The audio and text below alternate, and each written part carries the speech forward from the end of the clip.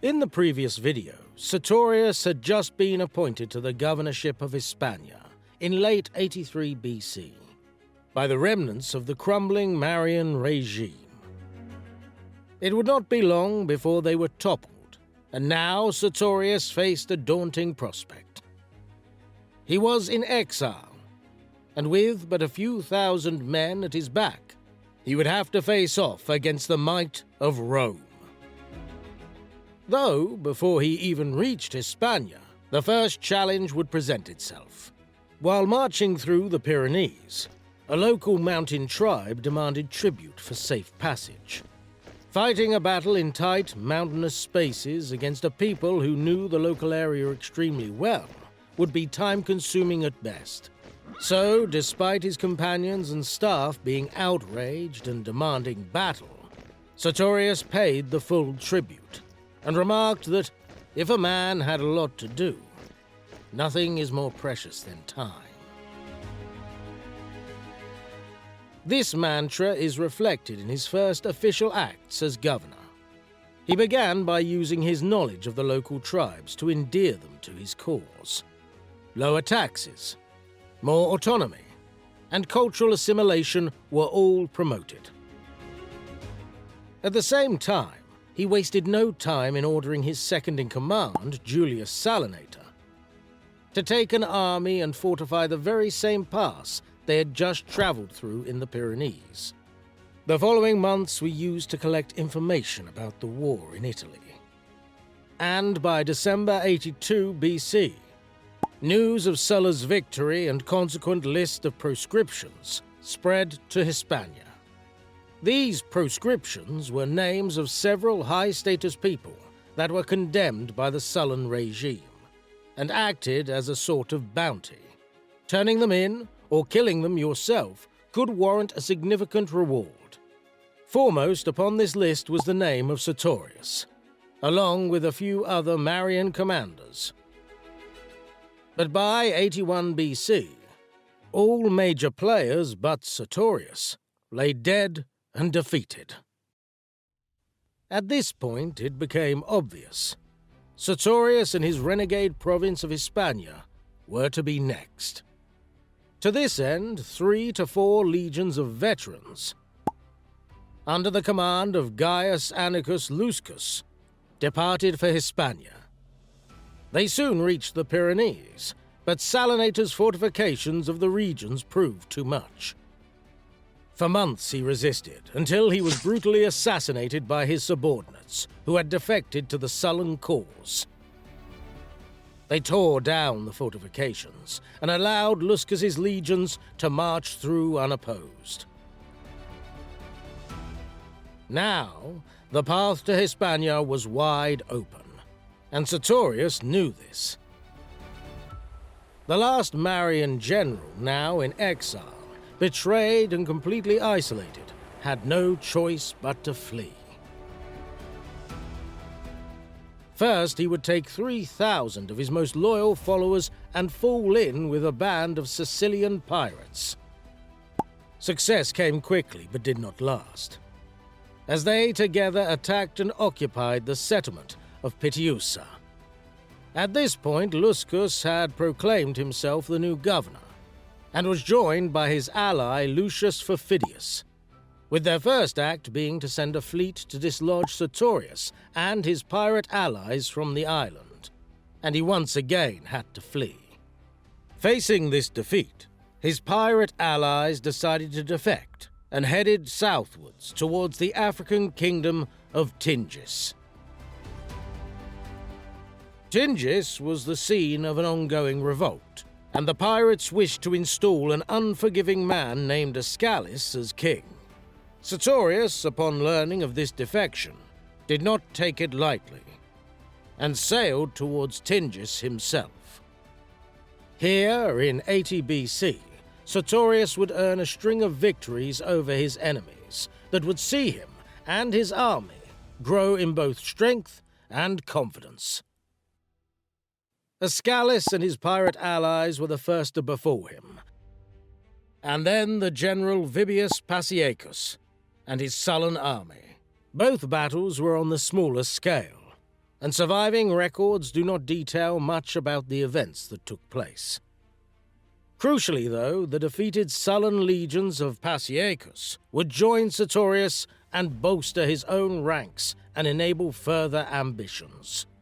Sertorius's 2 recent victories, paired with his short but gentle tenure as governor, made him somewhat of a local hero to the tribes throughout Hispania. Foremost among them were the Lusitanians, a brave and fierce people located in the east of Hispania. Imploring Sertorius to lead them, they offered their services and proposed that Hispania become a new, revived base for the Marians. Sertorius could hardly refuse, and began readying his army for a full-scale invasion. However, at this exact same time, some dreadful news began to pour from Italy. Rhea, the woman who had single-handedly raised Sertorius, died in her old age. For weeks on end, Sertorius mourned the loss of his mother, to the point that many thought his invasion plans were to be cancelled. He would not leave his tent, barely eat any food, and could certainly not lead an army in this state. Fortunately, though, his allies and closest companions were able to rally his spirits, and he recovered from this loss. Then, in the summer of 80 BC, Sertorius and his army finally crossed the Strait of Gibraltar and landed at Bailo, near the Pillars of Hercules. A small fleet under an unknown commander engaged his force during this crossing, but ultimately failed to prevent it. Emboldened by these early gains, Sertorius joined forces with a Lusitanian detachment sent to aid him, and then marched northwards towards Lucius Perfidius and his army. Most details of the battle are not known to have been recorded, but what we do know is that it was fought against the backdrop of the Betis River.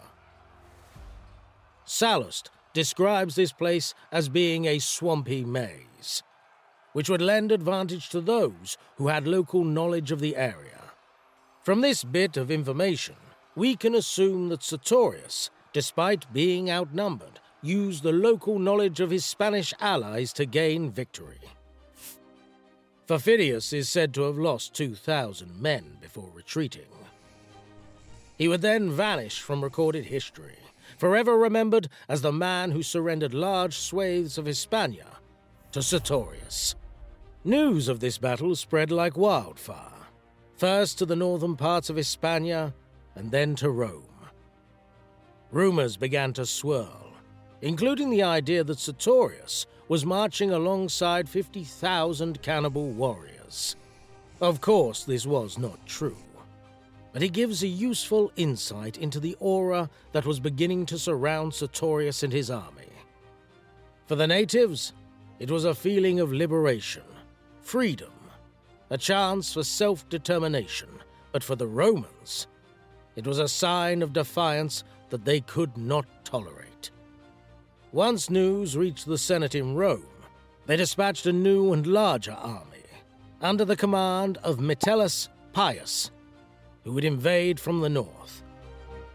At the same time, instructions were sent to the legate Marcus Domitius Calvinus. He was to take his small force and march towards Sertorius. Recognizing that the true threat was Metellus, Sertorius dispatched his own legate, Lucius Herculius, to deal with this. Owing to an excellent use of guerrilla tactics, Herculius was able to defeat Calvinus at the Anus River with only a handful of cohorts. The losing army, having been completely outmaneuvered, killed their commander Calvinus and defected to the Sertorians. Whilst this had been happening, Metellus had sent another legate, Lucius Thorius Balbus, to aid in the battle. He was too late, and Sertorius himself intercepted and crushed his force, who again defected to his ranks. Those 3 back-to-back victories in quick succession worked to encourage more and more of the local tribes in Hispania to join the ranks of the rebels. In fact, enough of them joined for Sertorius to structure them into an army, placing them under Roman command and adjoining them to his own. When pairing this with the Romans who had defected to his cause, we begin to witness the formation of what will become a formidable army that can challenge even the most veteran of Roman legions. Be sure to tune in to the next episode, where we see Sertorius at his greatest, and see the entrance of a new participant in this war, at the head of the biggest Roman army assembled in over a decade, and one that will prove to be his greatest foe yet.